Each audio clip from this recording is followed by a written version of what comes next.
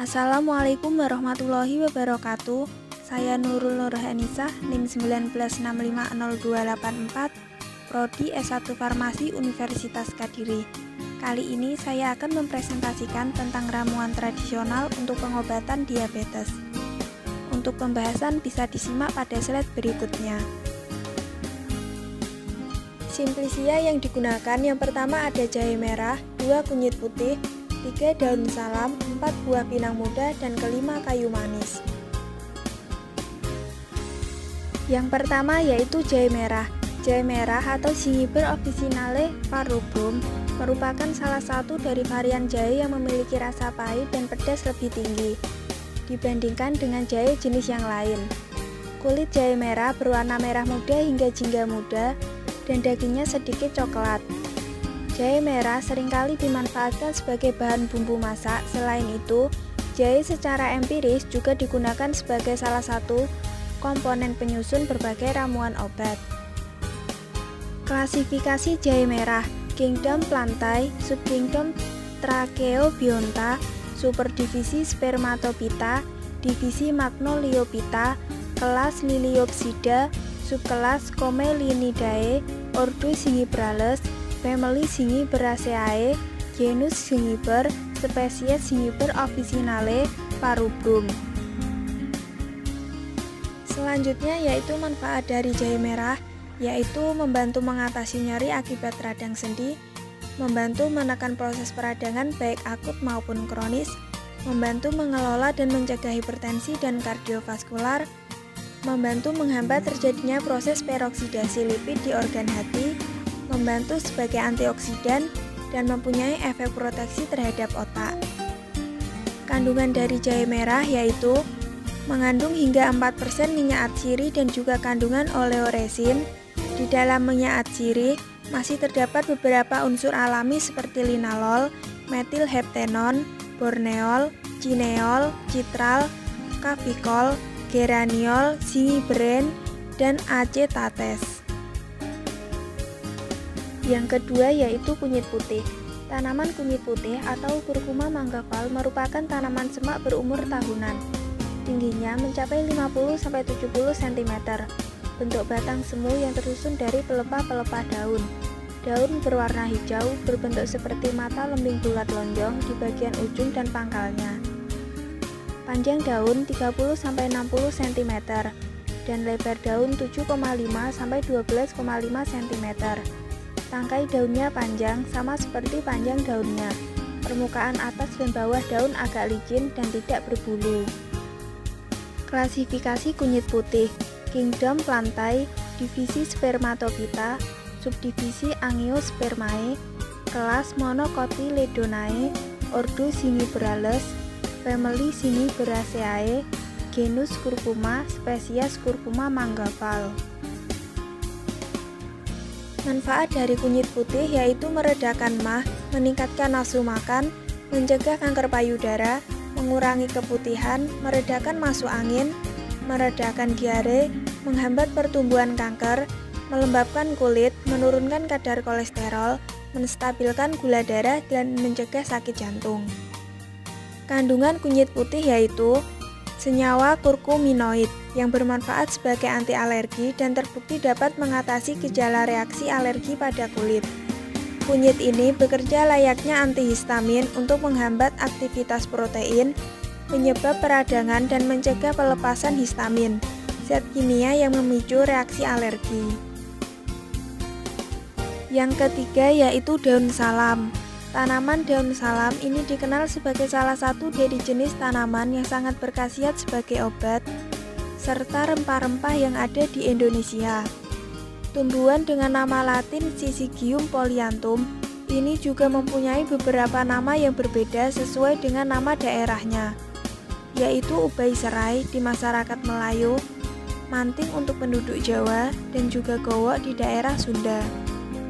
Klasifikasi dari daun salam: Kingdom Plantae, Divisi Magnoliophyta, kelas Magnoliopsida, ordo Myrtales, family Myrtaceae, genus Syzygium, spesies Syzygium polyanthum. Manfaat dari daun salam yaitu sebagai antioksidan, mempunyai efek antiinflamasi dan antimikroba, menahan rasa sakit, mengandung vitamin C, A, E, B6, B12, dan folat, mengobati kolesterol tinggi, mengobati kencing manis, mengobati hipertensi, mengurangi dislipidemia, menurunkan kadar LDL, dan menurunkan kadar asam urat. Untuk kandungannya, daun salam memiliki banyak komponen aktif yang mudah menguap seperti alpha-pinen, beta-pinen, myrcen, limonen, linalol, metil-kafikol, neral, alpha-terpineol, geranil asetat, eugenol, dan kafikol. Senyawa ini diketahui berkhasiat sebagai antiseptik, antioksidan, pencernaan, dan dianggap memiliki sifat anti kanker. Yang keempat yaitu buah pinang.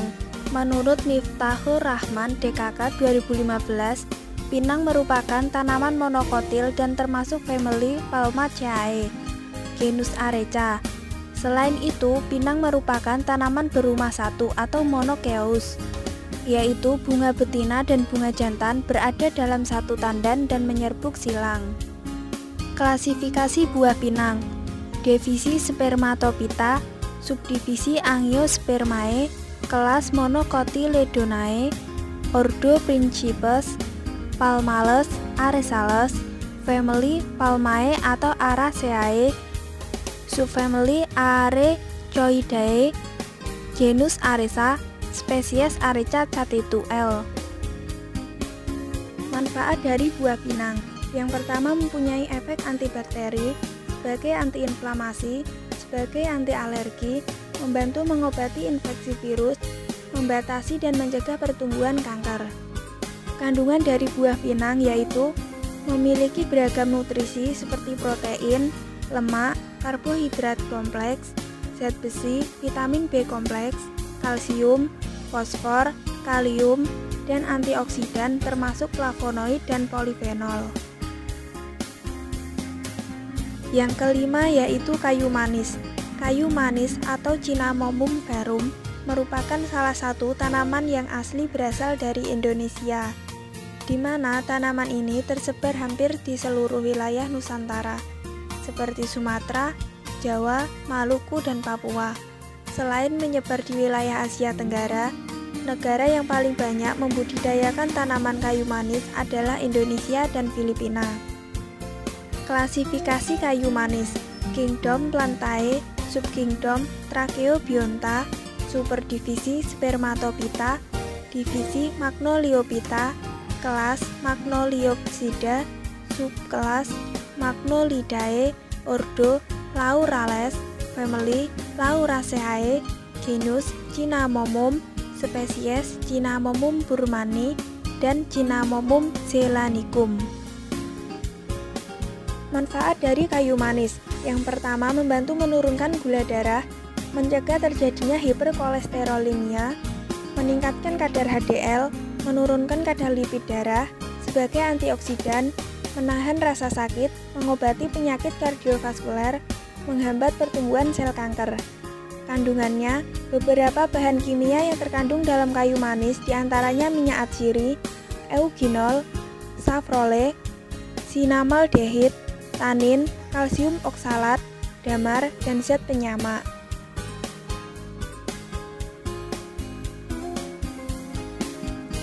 Cara pembuatan: yang pertama, siapkan jahe merah 6 cm, kunyit putih 6 cm, diiris tipis-tipis, daun salam 5 lembar, buah pinang muda 1 buah, dibelah jadi 2 lalu digeprek, dan kayu manis 3 x 10 cm. Yang kedua, cuci bersih semua bahan. Yang ketiga, sediakan air lalu masukkan semua bahan untuk direbus. Yang keempat, rebus hingga mendidih. Setelah mendidih langsung matikan apinya. Yang kelima, tuang rebusan tadi ke dalam wadah lalu tutup rapat. Untuk cara konsumsinya yaitu diminum airnya saja. 1 resep atau 1,5 liter dibagi menjadi 3 untuk 3 hari. Hari pertama 500 ml, hari kedua 500 ml, dan hari ketiga 500 ml. Diminum selama 1 minggu, kemudian hentikan selama 1 minggu, dan seterusnya. Selanjutnya yaitu daftar pustaka. Pertama, Bekker C.A. van den Brink Jr. R.C.B. tahun 1965, Flora of Java, Netherlands, North of Groningen.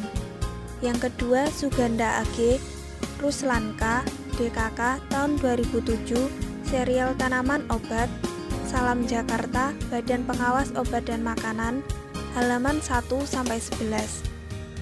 Yang ketiga, Miftahur Rahman, Matana YR, dan Salim, tahun 2015, Teknologi Budidaya dan Pasca Panen Pinang, Balai Penelitian Tanaman Palma, Manado. Yang terakhir, Wismunandar dan Paimin, FB, tahun 2001, Kayu Manis Budidaya dan Pengelolaan, edisi revisi, Jakarta, Penebar Swadaya. Sekian presentasi dari saya, kurang lebihnya saya mohon maaf dan terima kasih. Wassalamualaikum warahmatullahi wabarakatuh.